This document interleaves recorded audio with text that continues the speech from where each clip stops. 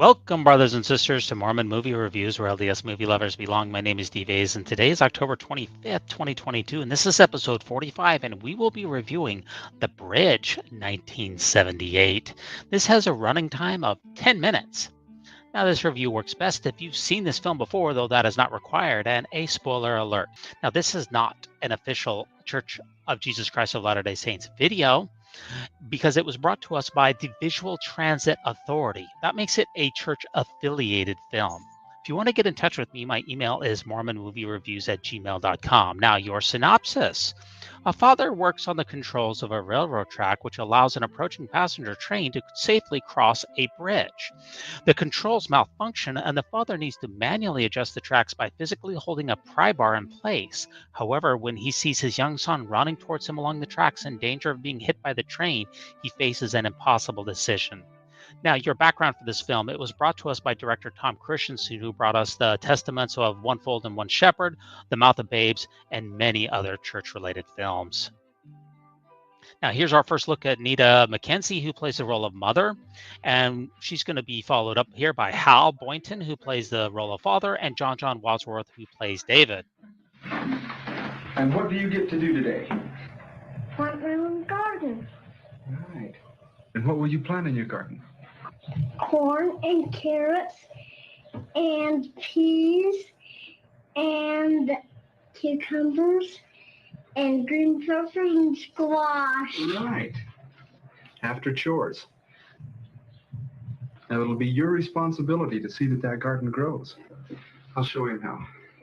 If I need you, I'll send David to the bridge. It's just about time. Could be. He can do it. He's responsible. Can you fold your arms? Now, David here, he didn't look too enthused to be doing the chores. He did look excited to do the gardening, though.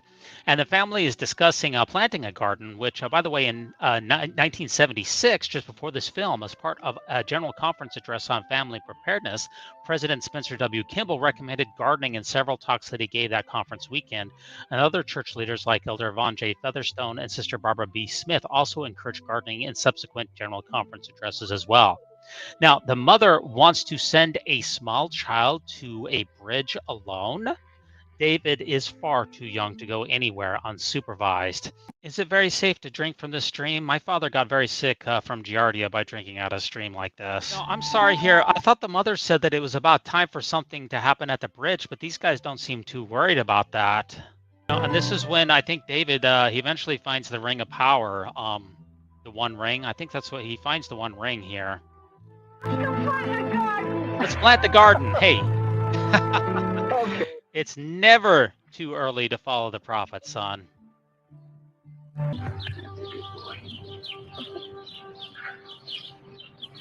Well, I gotta go now. Why? I have to go move the bridge How come? so that the people on the train can get across safely. You finish up here and go help your mother, okay? Okay, I just got to back this up just a little bit here. The father here, he's not wearing a watch. So how does he determine the time? Well, watch what happens. He looks up at the sky to determine the time. Isn't there like a Seinfeld episode on that? I'm not sure. Maybe you should wear a watch there, father. And David, he also doesn't know his father's job at all. Like his father goes to move this bridge all the time, I would imagine. And David has no clue. Now, these folks here, they are not wearing garments, a lot of them. And so I'm not going to feel too bad if something bad happens to them. I'm just going to put that out there right now.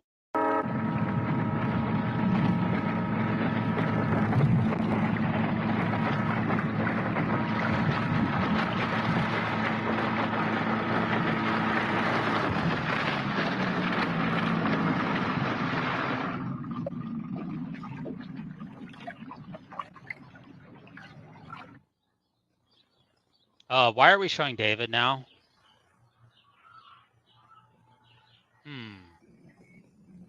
Now, what this movie really lacks here is musical scoring. I don't have it turned down at all. There's no music here. We spent 2 minutes on this bridge moving the tracks into the proper configuration. Now, Latter-day Video Vault also did a review of this short. I'm going to quote from them here. We see many angles of the bridge being slowly swinging into place. So many angles. I think this would have been a 5-minute film, but even a bridge has to work with angles. And I am actually going to cut a little bit of this out because we get 2 minutes of this bridge moving, which really doesn't accomplish much in my mind for the film.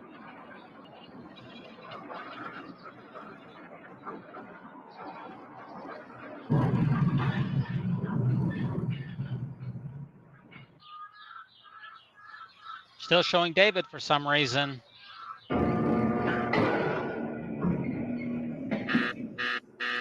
Uh-oh. That's DEFCON 4. I think that same buzzer goes off in the church office building whenever somebody's not paying a full tithing.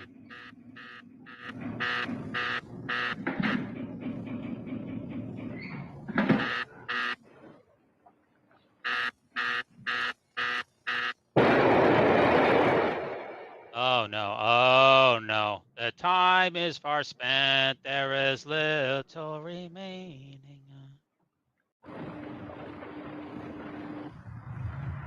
David, I need your father. He's kind of busy right now. Doesn't she know he has an important job to do?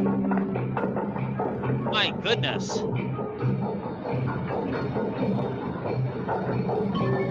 a little bit occupied right now.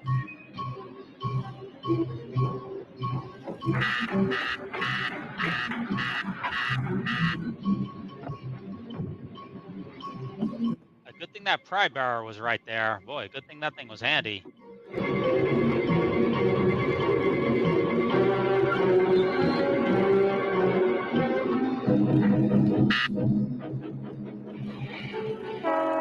Man, he only had like 60 seconds to spare.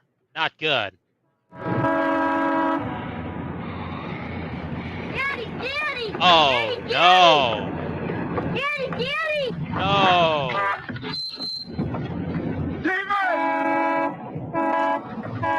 Man, where is Spider-Man when you need him?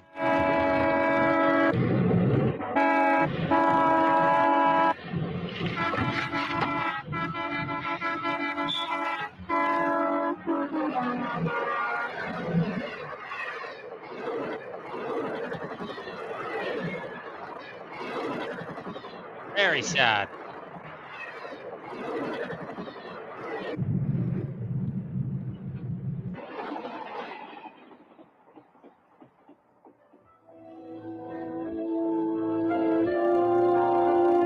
Ladies and gentlemen, and the Oscar goes to...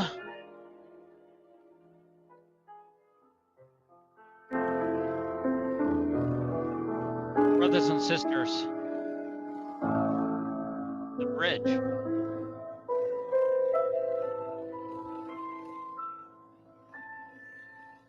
There you have it. Now, this is actually an age-old problem that has been much studied.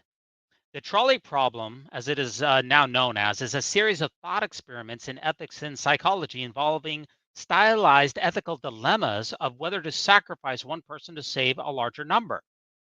The series usually begins with a scenario in which a runaway tram or a trolley is on course to collide with and kill a number of people, traditionally 5, down the track, but a driver or bystander can intervene and divert the vehicle to kill the one other person on a different track.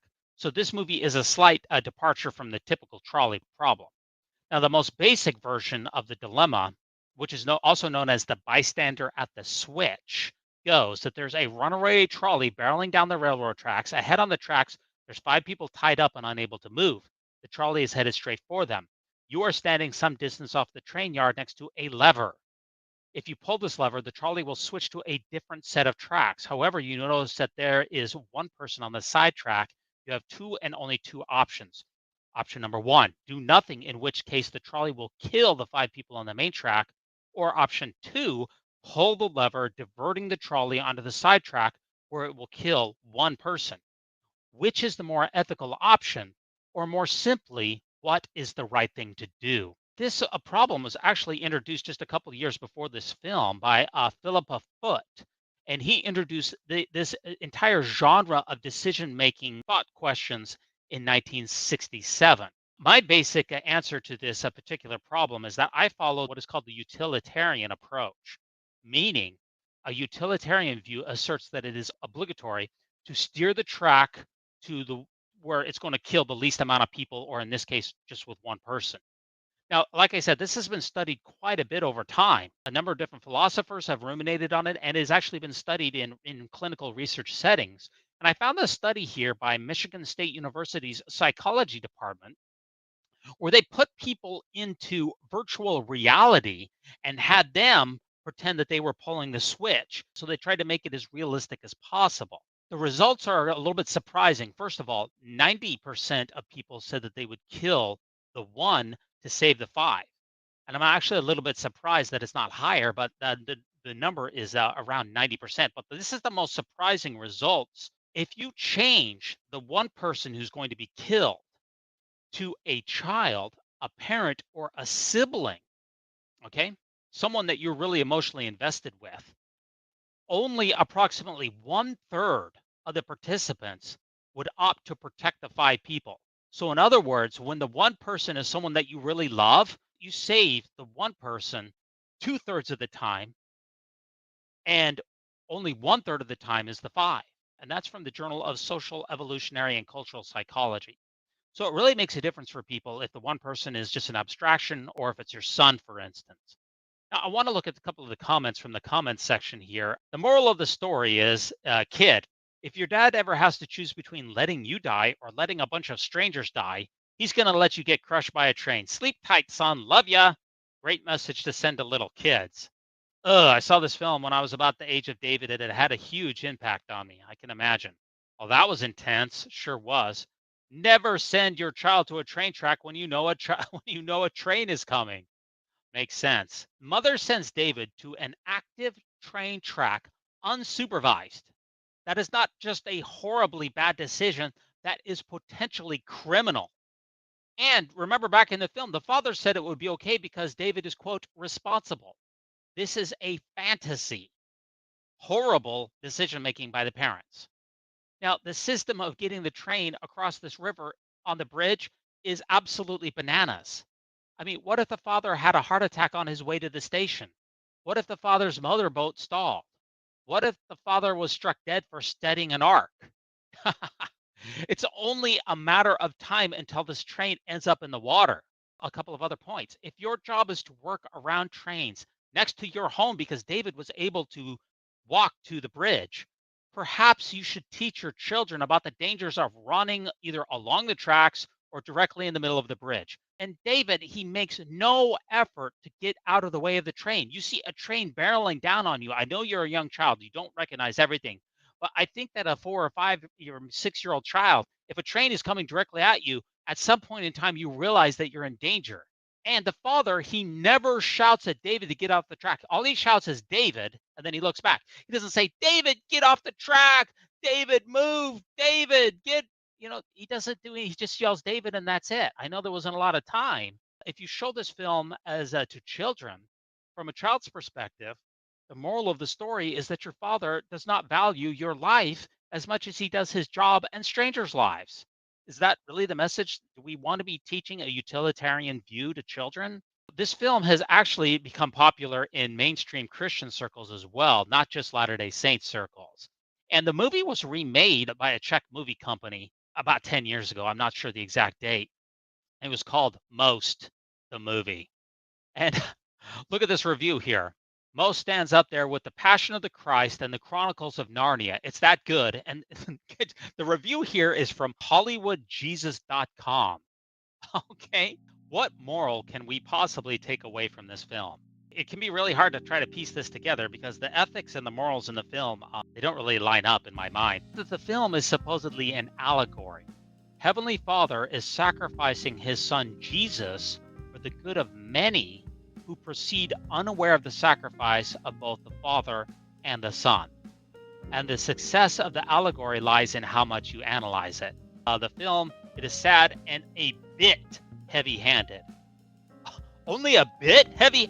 If this isn't the most heavy-handed video I've ever seen in my life, I don't know what is. It's not a bit heavy-handed. It is over-the-top heavy-handed. Because even if you accept the biblical narrative that we get from the gospel writers, Jesus died for 36 hours. And God, in his omnipotence, he knew that Jesus would be brought back to life. That is not so for the Father in this film. He doesn't know that his son's coming back to life, or the Son, who is presumably still dead, right? I mean, the whole idea of Jesus' sacrifice, it really makes a poor analogy because David in the Bridge movie, he does not choose to die. He is literally murdered by his father. Okay, that is in contrast to the biblical Jesus who's supposed to have sacrificed himself willingly. So the film is sending a strange and really a potentially bad moral. One Latter-day Prophet weighed in because this film was released around this time, and he weighed in on the importance of this film. And David O. McKay said that no success in life can compensate for. I couldn't get through it. Oh, so I tried. I tried to get through. Okay, I know. I messed up. I need counseling. I get it. This film, it just didn't do it for me. When it comes to watching The Bridge, I'd recommend that you just take the bus instead, okay? That seems like a wiser decision. Now, thanks so much for joining me to review this film. Please like, subscribe, and leave a comment, and join us next time for another episode of the Mormon Movie Reviews, where LDS movie lovers belong, in which we will review Very Much Alive, 1976. So long.